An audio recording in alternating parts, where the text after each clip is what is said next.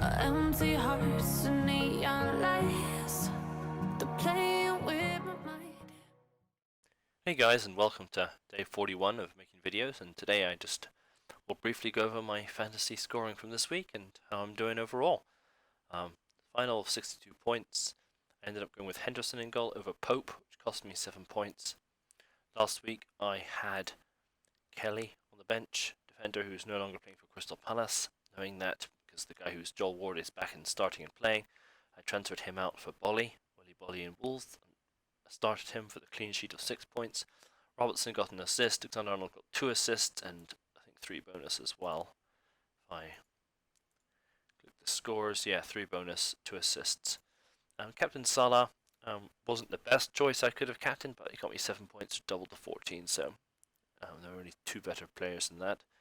I could have captained Aubameyang, pretty good differential again, scoring me 2 goals, and of course because of that he got all 3 bonus assists, all 3 bonus points. Finished on 62, which was 640,000 for this particular game week. My overall ranking is now up to 4226. Game week 1 is pretty much the similar. So there are 4 people who started game week 1 who didn't start game week 1 who are better than me. So they've done pretty well. Into the top 170 in the USA and nearly top 1,000 for Liverpool supporters. Next week, let's see, my team for this week. I already made a new transfer. I transferred out Basham of Sheffield United because they have a blank. I brought in Charlie Taylor of Burnley. Burnley's fixtures are bad. Okay here. Newcastle away, I really think Newcastle have a terrible attack. I don't see them scoring unless St. Maximin somehow, I don't know, Newcastle have got the lowest XG in the league, so I think there could be a clean sheet. I will bench him for these 2 matches and then I'll have him back for pretty much the rest of the season. He seems a solid player for the future. Been getting the points. If you look at his history and points here, since he came, back, like 6, 2, 7, 5, decent for a very low price defender. Sheffield have a blank game week, so do Arsenal, so do Man City rather. Which kind of just forces me to do this type of team.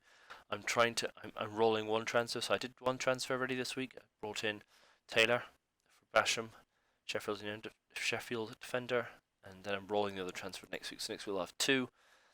There's some news next week that maybe Man City will get a double game week with Arsenal playing twice as well. So I want to hold on to Aubameyang and De Bruyne until I know what's happening there. It's not always a good idea to hold and wait, but this time of the season I really think it is.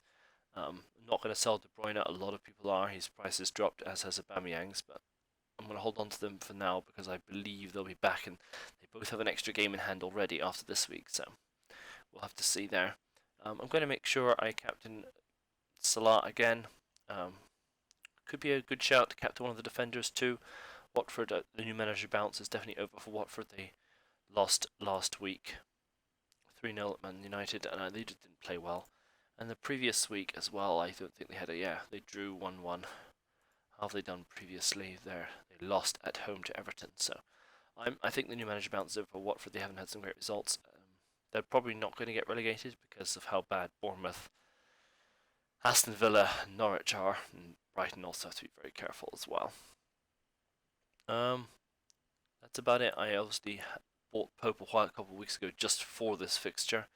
I'm really hoping that Burnley keep a clean sheet here. I know that it's, some screamer, some John Joe Shelby 55-yard banger is going to ruin my clean sheet there. But if these 2 guys get a clean sheet, my score will be fantastic.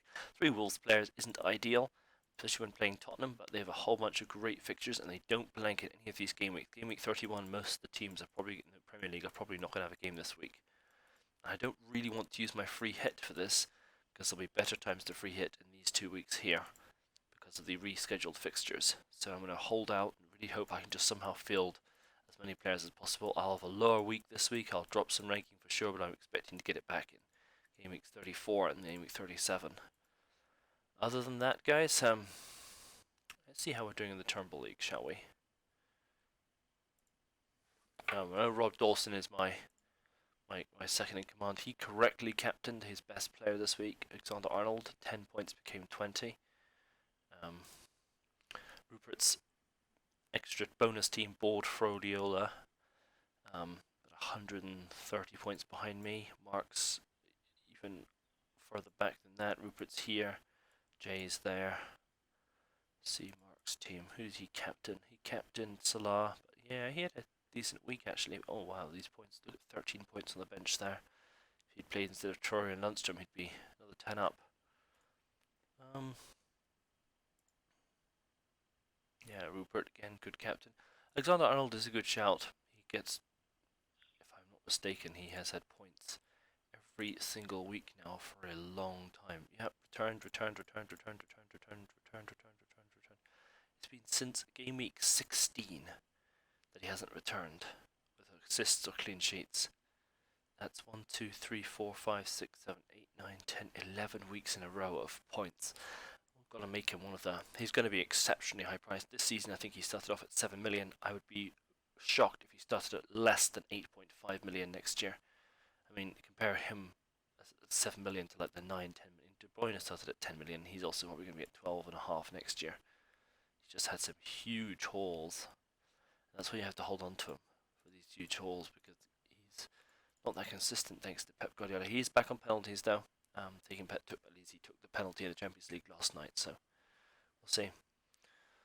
Alright folks, catch you tomorrow. Have a good night.